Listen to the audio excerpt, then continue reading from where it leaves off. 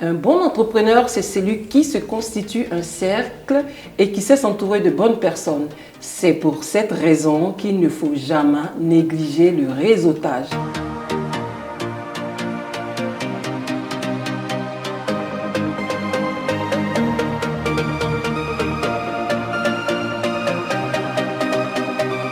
Bonjour et bienvenue dans votre magazine dédié aux entrepreneurs.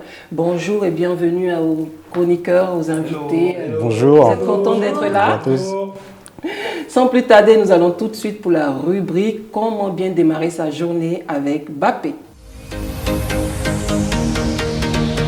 Et oui, comment bien démarrer sa journée, mais aussi comment bien vivre sa vie d'entrepreneur, mais pas que, mes salariés. Comme le disait Vanessa, c'est de bien s'entourer. Et comment bien s'entourer, justement? C'est d'abord identifier ses valeurs, choisir des personnes qui les partagent, mais pas que. Choisir des personnes qui partagent les mêmes compétences, des pairs, avec lesquels on peut évoluer, mais aussi des personnes qui ont des compétences complémentaires afin de pouvoir travailler ensemble sur des projets divers et variés. Et aujourd'hui, il me semble que nous sommes présentement avec un invité qui pourra nous parler plus avant de cela. Justement, ça tombe bien, nous sommes en présence de notre invité, Monsieur Mahamadou Dème, qui est l'auteur de ce magnifique livre, Le pouvoir du réseautage bienveillant. Qui est Mahamadou Dème? Mahamadou Dème, longue histoire. Alors, je suis originaire du Sénégal, donc j'ai quitté le Sénégal à l'âge de 11 ans. Je suis arrivé en France en 1989, donc j'ai 45 ans maintenant. Alors, pour expliquer, pour revenir à la question que vous m'avez posée, d'où ça m'est venu, cette idée d'écrire ce livre qui s'appelle Le pouvoir du réseautage bienveillant. En fait, Dème Agency, l'agence que j'ai fondée en 2015, accompagne les entrepreneurs, les porteurs de projets pour se lancer dans l'entrepreneuriat. À savoir qu'il y a plein de personnes qui ont plein d'idées, mais ne savent pas par où commencer, comment faire. Donc du coup, cette agence les accompagne et les aide à créer, à démarrer leur entreprise. Du début à la fin. Du début à la fin. Pas de fin, mais vraiment, vous êtes là dès le début. Cette agence, donc Dème Agency, que j'ai créée en 2015, organise très régulièrement aussi des événements pour les entrepreneurs. Parce que moi, je suis convaincu que chacun d'entre nous a des compétences, des talents qu'on peut mettre à contribution et surtout aussi aider d'autres personnes, en fait, tout simplement. Et donc du coup, lors de ces événements-là, que j'organise, mais je suis intervenir d'autres experts. Parfois, j'interviens dans d'autres événements en tant que conférencier. Il se trouve que j'ai l'habitude, ce que les anglo-saxons appellent le storytelling, donc je raconte des anecdotes, des histoires. Parce que je me suis rendu compte que les gens, pourquoi j'ai commencé par dire que je suis originaire du Sénégal, ça marque. Parce que les gens s'identifient en disant, les gens veulent se retrouver dans... Exactement. Du coup, j'ai eu l'habitude de toujours raconter une histoire. Et c'est comme ça qu'à chaque fois, les personnes me demandaient « mais pourquoi tu n'en fais pas un livre ?» Parce que je donnais des conseils qui sont pratiques. Et ces conseils pratiques méritaient selon eux d'avoir comme un guide méthodologique où ils pourraient revenir dessus, quoi. Et c'est comme ça que j'ai eu l'idée, en entendant une fois, deux fois « mais pourquoi tu n'en fais pas un livre ?» Je me suis dit « tiens, je tiens peut-être quelque chose. » Et comme je suis quelqu'un de pragmatique, j'aime apporter une solution aux problématiques que les gens se rencontrent. Et je me suis rendu compte que j'avais une méthodologie que j'avais envie de partager au monde entier, tout simplement. Et du coup, c'est comme ça que c'est venu cette idée. Quel a été le processus d'écriture de votre livre? Alors, il y a eu plusieurs phases. Alors, pour vous donner une indication sur le timing, déjà, je me suis fixé un plan. Quel que soit ce qu'on veut faire, je pense que c'est important de se mettre une date de début et une date de fin. Sinon, on ne démarre pas ou on ne finit pas. Donc moi, dès que j'ai eu l'idée d'écrire un livre, j'avais tout de suite comme une évidence le titre. Je l'ai appelé « Le pouvoir du réseautage bienveillant » pour la simple et bonne raison, c'est qu'à chaque fois, on m'avait identifié comme une personne ressource qui avait l'air à la manière de connecter les personnes. Donc le réseautage, on aura l'occasion d'aller un peu plus en profondeur de ce qu'est le réseautage. Et le bienveillant, c'est très important pour moi aussi, cette notion d'être tourné vers autrui, apporter quelque chose sans rien attendre en retour. Et ça, c'est important. Et le pouvoir du réseautage bienveillant, c'est juste un précepte d'anecdotes. Et pas que moi, ma vie personnelle, effectivement, je suis le fil conducteur, mais c'est surtout que j'ai rencontré énormément de gens qui m'ont aidé à être ce que je suis aujourd'hui. Donc, dans le processus de création, il a été très simple. C'est que moi, j'ai par l'habitude de visualiser les choses. Quand je veux faire quelque chose, c'est comme pour faire cette émission-là, avant de la faire, je me l'imaginais déjà dans ma tête. Et donc, j'ai commencé par faire le synopsis du livre, à savoir si quelqu'un avait envie de le lire, déjà il va lire ce qu'il y a derrière. Parce que je suis en bouquin, j'ai pas envie de feuilleter les pages. Donc j'ai commencé par ça. On fait tout ça. Exactement. Donc j'ai commencé par ça. On regarde derrière pour voir si c'est inspirant. Donc j'ai essayé de faire un synopsis qui me dit bon de quoi ça va parler. Et c'est après que je suis allé vraiment dans le détail, chapitre par chapitre, en me disant je vais commencer par quoi, je vais finir par quoi. Je me suis inspiré de deux personnes, deux auteurs célèbres qui sont américains, parce qu'ils ont très souvent l'habitude d'écrire des livres. Donc un que vous connaissez sûrement qui s'appelle Tony Robbins, qui a écrit un livre qui s'appelle Pouvoir illimité.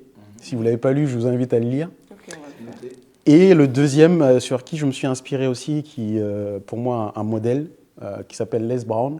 C'est un speaker, conférencier américain. Je ne savais pas que c'était possible que quelqu'un se trouve dans un stade de foot de 40 000 personnes et juste avec sa voix, d'avoir motivé les personnes. Donc moi, quand j'ai vu ça, ça m'a ouvert en fait le champ des possibles. Ouais. Du coup, je me suis inspiré sur ces personnes-là et Tony Robbins, qui a écrit le livre Pouvoir illimité, quand j'ai fini de le lire, j'ai vu en fait la manière dont il l'a écrit en termes de chapitres. Il y a 3 parties. Et je crois qu'il y a 19 chapitres. Et dans mon livre, moi, je voulais que ce soit 3 parties, 20 chapitres. Vous avez commencé votre présentation par le storytelling, comme on a dit, vous venez du Sénégal, et vous parlez du relationnel bienveillant. Mais est-ce que vous ne pensez pas aussi que c'est dans la culture africaine d'avoir ce relationnel bienveillant? Parce que vous venez du Sénégal, donc on connaît la tradition de la teranga, mais aussi en Afrique du Sud avec la philosophie de l'Ubuntu, je suis parce que vous êtes. Est-ce qu'il n'y a pas aussi cette racine africaine qui fait que vous êtes aussi tourné vers ce relationnel bienveillant? Tout à fait. Et d'ailleurs, pour reprendre vos propos, je vais aller dans votre sens sur le côté Ubuntu. Moi, Nelson Mandela, c'est un de mes modèles. Je pense comme beaucoup d'Africains. Et dans mon livre, justement, sur le résumé, j'ai repris une citation de Nelson Mandela qui a dit la chose suivante: aucun de nous, en agissant seul, ne peut atteindre le succès. Effectivement, on est d'accord. C'est-à-dire qu'effectivement, c'est l'esprit collectif qui fait la réussite. Mais il y a un problème entre le dire et le faire.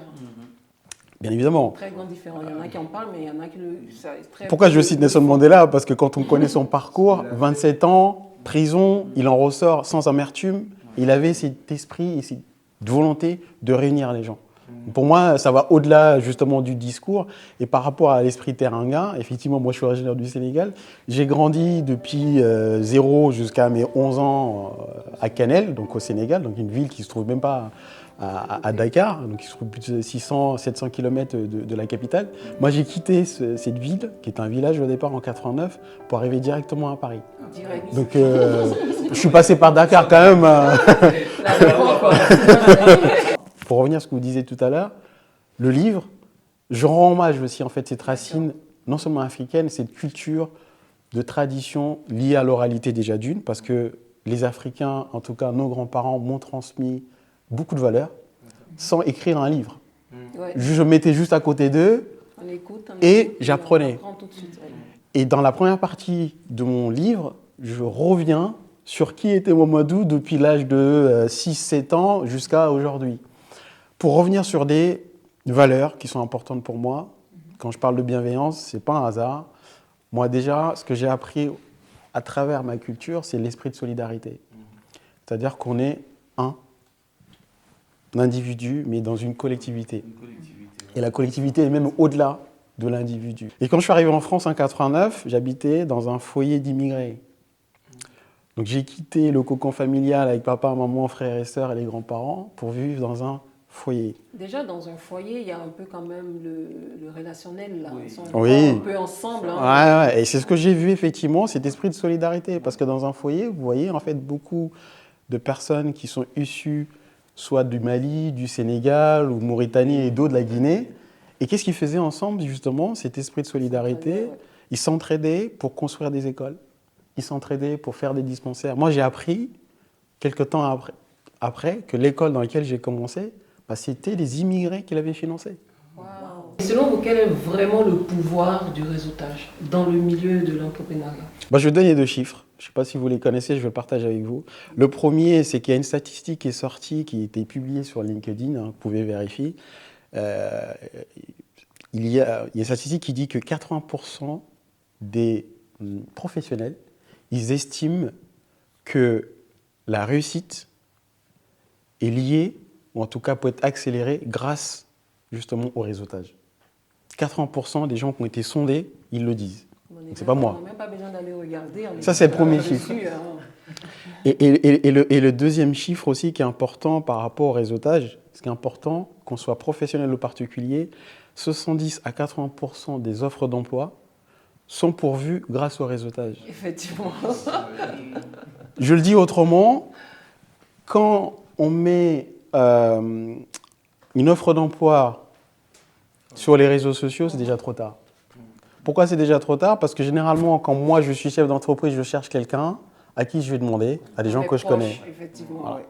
Vous, quand vous allez chercher un stage, à qui vous allez demander? C'est papa, maman, est-ce que dans l'entreprise où tu es, il n'y a pas possibilité de... Voir, donc là, c'est très important, juste pour illustrer vite, que c'est très important d'avoir un entourage et d'avoir un réseau de qualité. Donc il y a réseau et réseau.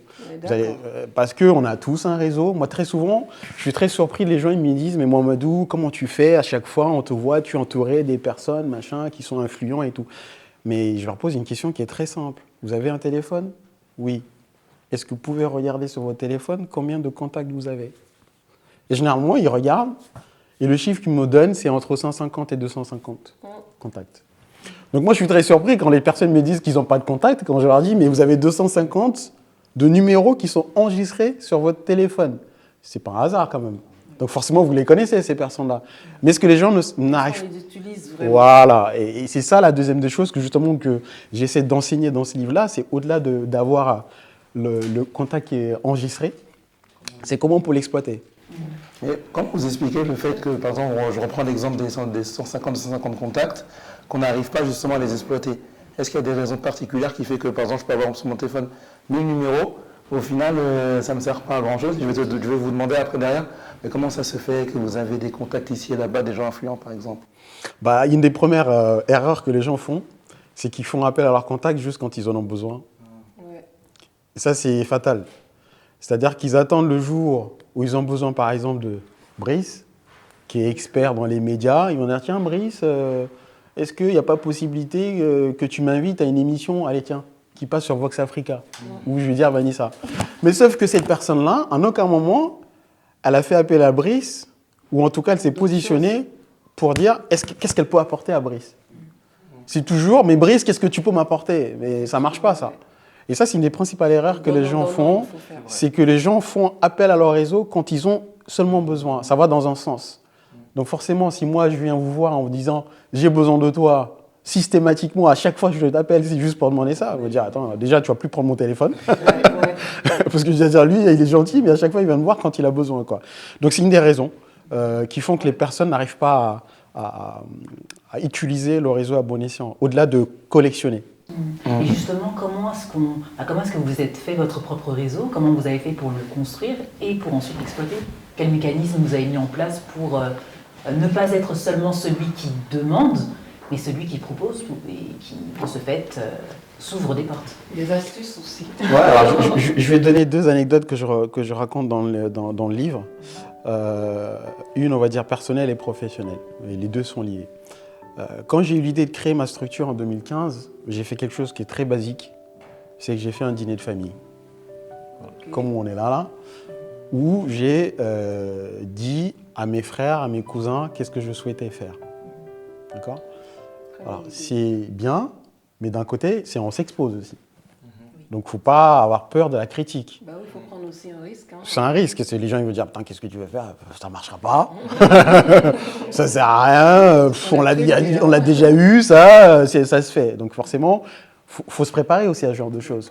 Il y a des personnes qui vont me dire, ah, franchement, c'est super. Et puis, il y en a les autres, ils attendent. Je suis venu avec un support, je leur présentais ma vision, qu'est-ce que je souhaitais faire, ainsi de suite. Et au-delà même de présenter, je suis venu avec des vidéos, enfin bref, quelque chose pour impressionner, illustrer, mais surtout pour illustrer, parce que je me suis rendu compte que l'être humain, il retient, il a besoin de voir pour y croire. Parce que quand on parle, il ne se rappelle plus. C'est vrai.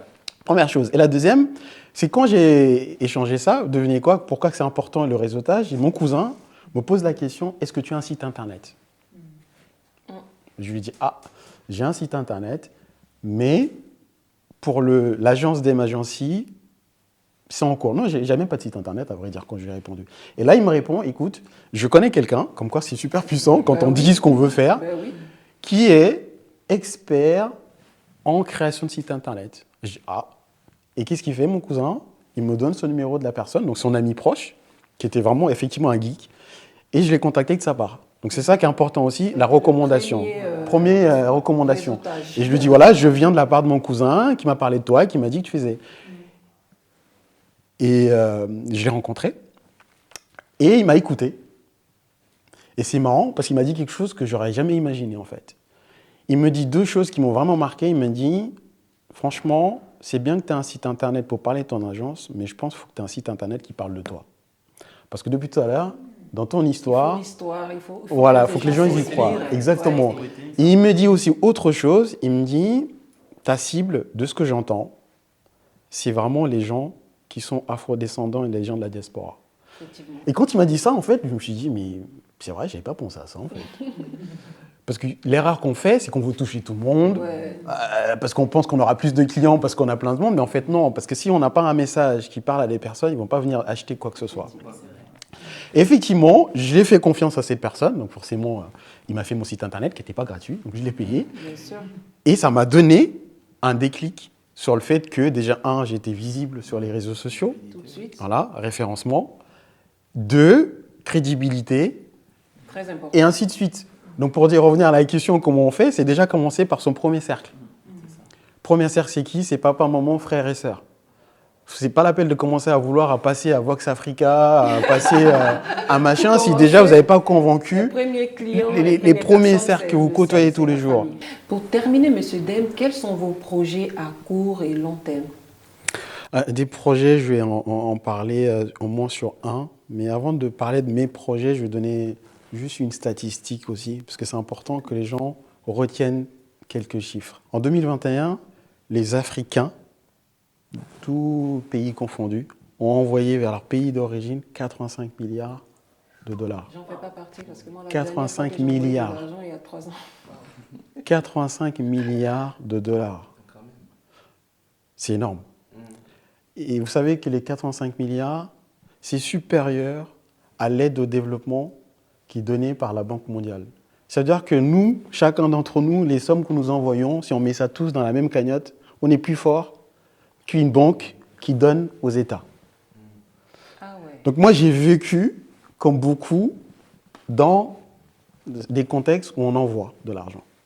Et je pense que les Africains ou les Afro-descendants, quels que soient les pays où ils sont, ont envie de changer un peu la donne. Ouais. Dans le sens où, comment ils peuvent apporter leur contribution au développement de l'Afrique et de leur pays. Donc moi, mon projet, c'est plus qu'un projet parce que j'ai commencé à le faire au niveau du Sénégal, c'est d'aider au niveau de la formation professionnelle. C'est-à-dire que concrètement, c'est comment qu'une personne qui est en Afrique puisse créer sa propre richesse pour ne pas être obligé de dépendre de quelqu'un qui est à l'extérieur qui lui envoie des mandats. Donc, c'est lui aider en fait, à créer sa propre structure en restant sur place, en utilisant les moyens digitaux, en étant typiquement maîtriser aujourd'hui un téléphone, ça peut être un métier. Ouais. Faire des vidéos, c'est un métier. Être, community manager, c'est un métier. Donc, tous ces métiers-là peuvent être source de revenus pour des Africains vivant en Afrique. Ça les démotive à vouloir forcément venir ici. Exactement.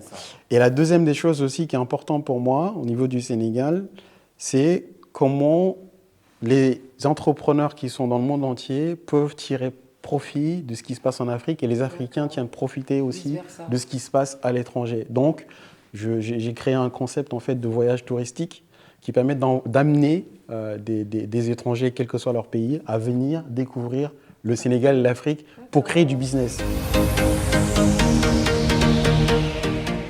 Bonsoir mesdames, bonsoir messieurs, bonsoir chers camarades en bleu. On va parler de Camille Mortenol, un homme qui vient de Guadeloupe, qui est né à Pointe-à-Pitre et qui est l'un des premiers hommes de couleur à avoir intégré la prestigieuse école de Polytechnique. On connaît tous Polytechnique, les ingénieurs, les meilleurs ingénieurs de France, ceux qui font le défilé du 14 juillet, l'élite de la nation. Il faisait partie des premiers noirs à avoir intégré cette école-là. Il a fini l'école en 1880. Il était 18e sur 205. Donc ce n'est pas seulement le fait d'être le premier noir, il était aussi très bon, parce qu'on parle de l'élite, il était parmi l'élite de l'élite. Et au-delà de ça, c'était aussi un héros de l'histoire française. Parce que quand on sort de Polytechnique, on rentre dans le corps d'armée, il est rentré dans la marine, et ironiquement, c'est un marin qui a défendu le ciel de Paris à la Première Guerre mondiale. Donc il a fait des prouesses pour la France, et il fut élevé au rang de commandeur de la Légion d'honneur. Et c'est l'une des personnes qui a défendu Paris et la France pendant la Première Guerre mondiale. Malheureusement, l'histoire tend à l'oublier. Et c'est pour ça que, comme vous nous parlez du storytelling, il est important de rappeler ces histoires-là, car ce sont des personnes qui ont construit l'histoire de France et ils sont aussi afro-descendants.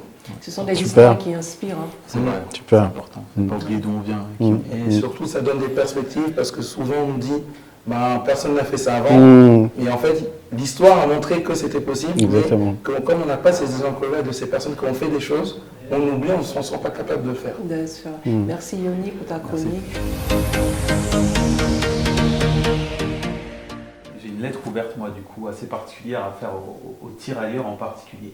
Pas les tirailleurs sénégalais, mais les tirailleurs en général. Parce qu'à l'école, on nous apprend autre chose, mais aujourd'hui, je voudrais leur témoigner cette lettre. Aujourd'hui, j'ai 10 ans. Beaucoup de nos ancêtres sont devenus tirailleurs. Ils sont arrivés en France il y a bien longtemps, soit par choix, ou soit ils sont venus parce qu'on est allé les chercher dans leur village, pour libérer la France, en leur promettant une meilleure vie. Hélas, à l'école, on m'a beaucoup parlé de l'Europe, la guerre du Moyen-Âge et la guerre à l'étranger.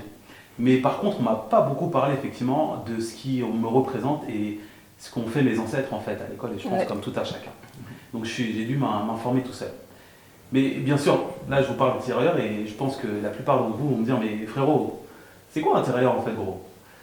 En fait, pour les plus jeunes d'entre nous, c'est un soldat qui est détaché pour tirer à volonté et harceler l'ennemi.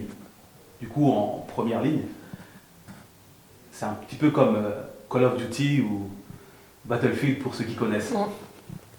Et avec ça, effectivement, il y a 30 000 de mes pères qui sont décédés en première ligne.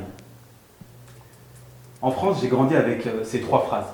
Liberté, égalité, fraternité à l'école. Et effectivement, pour pouvoir dire ces 3 phrases, on chantait l'armistice devant les mairies.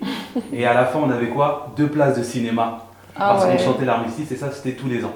Alors du coup, j'avais le choix. Soit effectivement, c'était avoir des places de cinéma ou aller au théâtre. Et moi, vu que j'aime l'histoire, je voulais aller au cinéma pour voir l'histoire de mes pères, de mes papas. Mais à mon époque, parce qu'effectivement, je ne suis pas aussi jeune que vous le croyez, il n'y avait pas assez de films qui me représentaient ou qui parlaient effectivement de mes pères. Donc j'ai dû me tourner vers de la magie noire de Harry Potter, du coup. Aujourd'hui, j'ai 20 ans. On est né, on grandit, on se développe dans une insouciance paisible.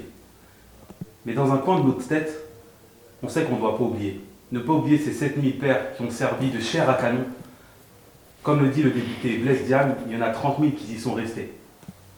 Et en France, il y a plus de 200 000 tirailleurs, que ce soit pour la Première ou la Seconde Guerre mondiale, qui sont restés en France.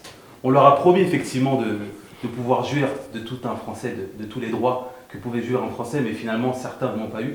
Effectivement, ils n'ont pas pu aussi défiler comme on leur avait promis, parce qu'à l'époque, dans les années 14-18, ou aussi la dernière et la Seconde Guerre mondiale, qui s'est terminée en 1945, il y avait encore la ségrégation aux États-Unis. Et comme vous le savez bien, les Américains ont soutenu la France. Et à cette époque, il y avait encore la division entre les Noirs et les Blancs. Donc forcément, ils n'ont pas pu participer à la fête. Alors depuis récemment, grâce à le film Tirailleurs, qui est sorti dernièrement, on a pu effectivement voir que certains ont pu jouir de leurs droits, parce qu'effectivement, ils ont libéré la France. Enfin. Ils ont permis effectivement à ce que nous, des jeunes comme nous, de la nouvelle génération, des années 70, 80, 60 ou même 2000, puissent découvrir les Pokémon, les baladeurs CD, la tectonique ou même le coupé décalé ou le Nogobi GT. Et grâce à eux, effectivement, on peut encore leur dire merci, un très très grand merci. Et mon grand-père, qui était aussi tirailleur, il avait une phrase qui disait « Nos enfants se souviennent de nous par l'héritage que nous leur léguons. Les paroles s'envolent, mais les écrits restent. » Effectivement. Alors, je tenais à témoigner un grand merci à Yao, à Soumani, Hassan Diop, Mohamed Ben Al-Jilali, Mogoye, tirailleurs effectivement africains du continent africain. Et je tenais aussi également à dire merci parce que c'est important de le dire, car aujourd'hui j'ai plus de 30 ans. Je tenais à dire Shukran Bezef, Inissé, Nouari, Heishek, Jarama, Kloua, Awanu, Barka, Likambote, Diboti, Akiba et merci beaucoup. Chez nous, on dit Ayoka, le BT de l'Afrique de l'Ouest, de la Côte d'Ivoire. Voilà. On dit merci à nos pères, merci pour tout ce qu'ils ont fait. C'est un hommage. Merci à Brice pour ta chronique, elle était magnifique.